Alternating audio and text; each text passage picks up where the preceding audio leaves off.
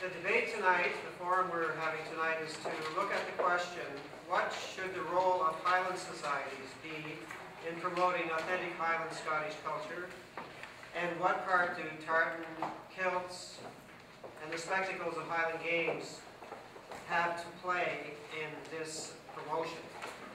We have four esteemed panelists with us today to give their opinions on those questions. And I'd like to introduce them. First, maybe I'll introduce myself. Danny Gillis. I'm the chair of the anniversary committee, the 150th anniversary committee of the Highland Society. And to my far left here, it's Irene McLeod. Irene has graciously stepped into the breach because one of our panelists, Alexa Thompson, editor of Celtic Life magazine, was not able to be with us tonight. And Irene kindly agreed to join us. Irene is one of the community's great volunteers. She has worked on such projects as the Antigonish Area Partnership, the bid to have this region host the Canada Winter Games. She's also the driving force behind the Cultural Roundtable, which brings together 20 cultural groups in Antigonish. And she is the sixth woman to be president of the Antigonish Highland Society. So we welcome Irene.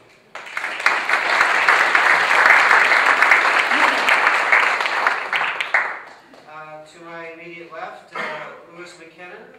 Louis is the executive director of the Office of Gaelic Affairs, Department of the Communities, Culture and Heritage, Department of the Province of Nova Scotia.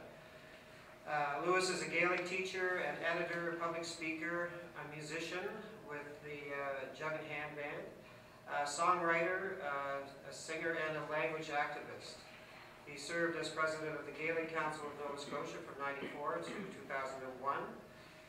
And he told me today that he will graduate from St FX this spring with a Master's in Celtic Studies. The focus of his thesis is on the extent of Gaelic language and culture in and around Inverness Town, as experienced, remembered, and shared from memory of his father, Joel McKinnon, and his family. So, big hand for Louis.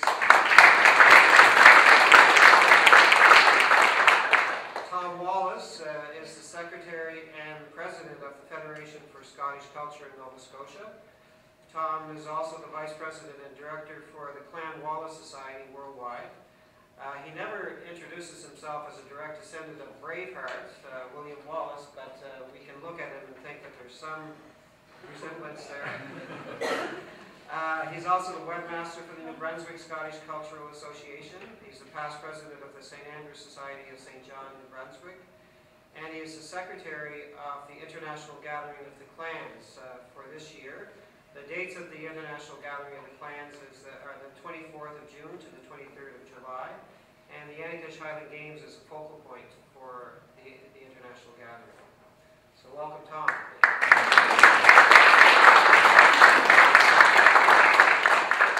And Michael Newton, who we just heard singing with the choir, is an assistant professor in the Celtic Studies Department here at St FX. He was awarded a PhD in Celtic Studies from the University of Edinburgh in 1998. He has written several books and numerous articles on many aspects of Highland tradition and history in Scotland and North America. He's the editor of Dugas Nangao, selected essays on John McGuinness, which won the Saltire Society's Research Book Award of 2006, and the author of Warriors of the Word, The World of Scottish Highlanders, which was nominated for the 2009 Catherine Briggs Award for Folklore Research. Welcome, Dr. Newton.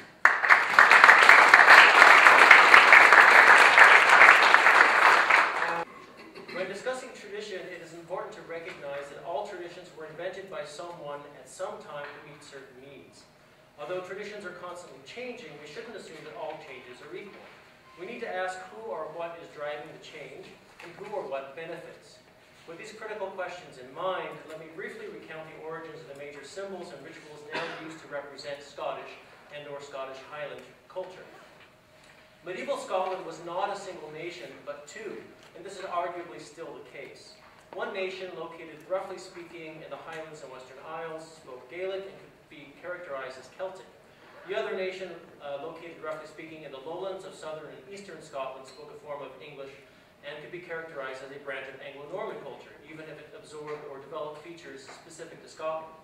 The Gaels saw themselves as the Aboriginal inhabitants of Scotland who had been dispossessed by the incoming Anglophones, and the Anglophones of the lowlands looked down at the Gaels as an inferior race. It would be wrong to ignore the exchanges and influences that resulted from all manner of intercourse between them, but we must still recognize that these were two essentially distinct and separate societies, united mostly by mutual hatred and suspicion. Tartan kilts certainly have their origins in Gaelic culture and may indeed be useful visual markers for maintaining some awareness of Highland tradition, maybe even a tactic in strategic ethnicity. However, tartan has a long and complicated history which makes it difficult to stand for anything specifically Gaelic or even Highland. After the Battle of Culloden in 1746, civilian males were forbidden from wearing tartan kilts, and tartan clothing was made the exclusive privilege of soldiers serving in British regiments.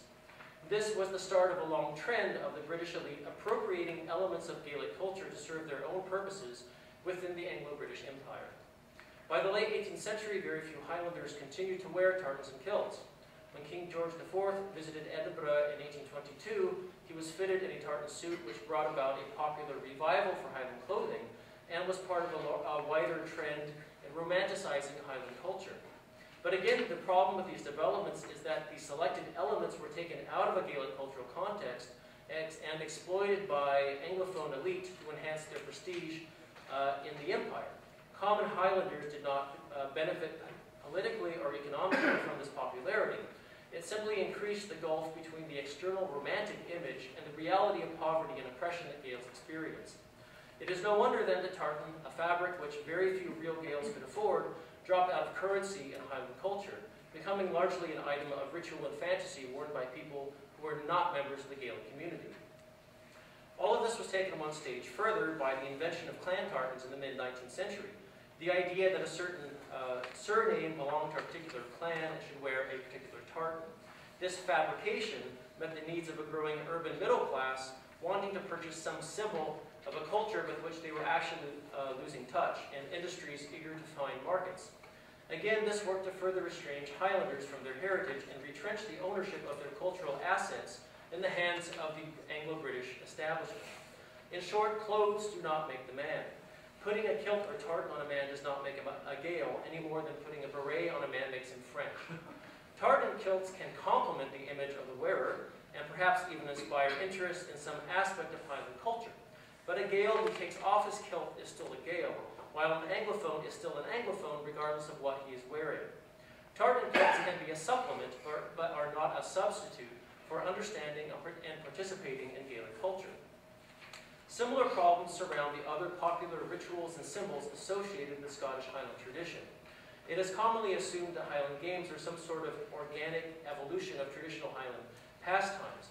In reality, the first event of this type was held in 1818. Although the early Highland Games and the Falkirk trysts that preceded them initially supported Gaelic-oriented activities, these were almost always discontinued after a short time in preference for athletic and musical events and tartan spectacles. Like tartans and kilts, Highland Games were orchestrated by the Anglo-British elite to promote a very narrow vision of Highland culture. These ritualized events reinforced the role assigned to Highlanders as fierce warriors defending and extending the British Empire. They were a means of performing and retrenching class and racial hierarchies, perpetuating a romantic image of Highlanders while continuing to exploit them as cannon fodder and neglecting their language, literature, and culture. They were nonetheless virtually the only kind of validation that Highlanders got in the 19th century and also served as colorful social events. They began to be imported into North America in the 1830s and gained wide popularity by the 1860s. Notice that I said that they were foreign imports. They were not an aspect of Gaelic folk culture known to Highlanders in Nova Scotia or elsewhere. Games served the purposes of those elite who ran them, allowing them to judge music and dance which they did not really understand, and to hijack and modify other elements of Highland culture. Given this platform, the bagpipe tradition was dramatically transformed during the 19th century as well. The style and repertoire was changed to suit the taste of the urban Anglophone elite, and the old style only survived in those isolated pockets outside of their reach. Bagpipe bands were invented in the mid-19th century in similar conditions.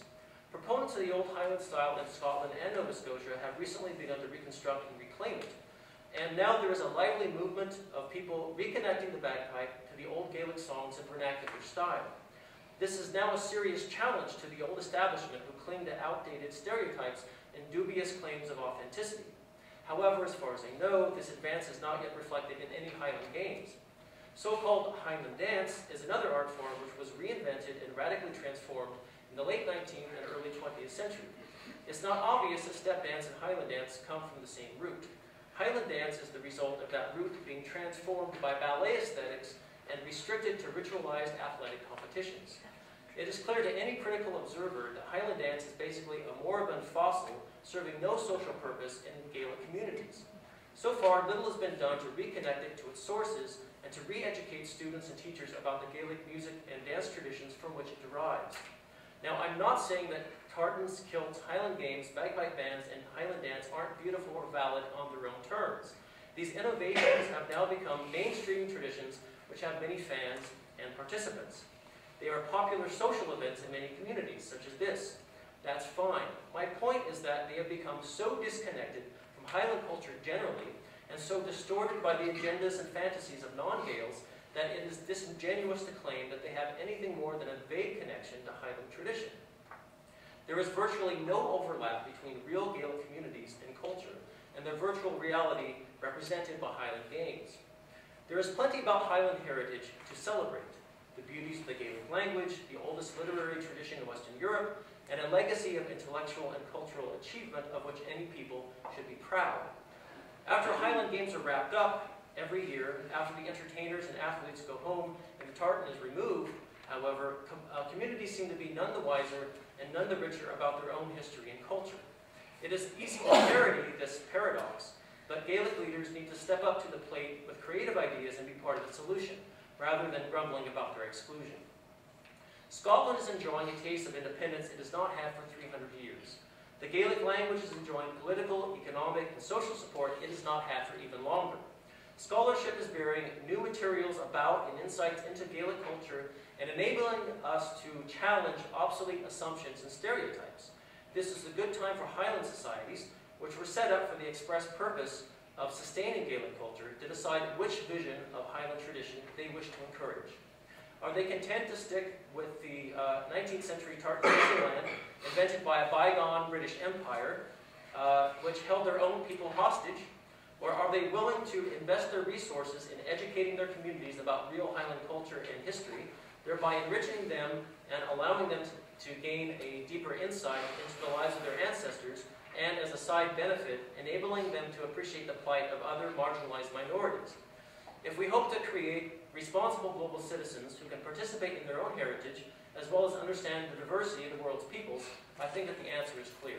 Thank you.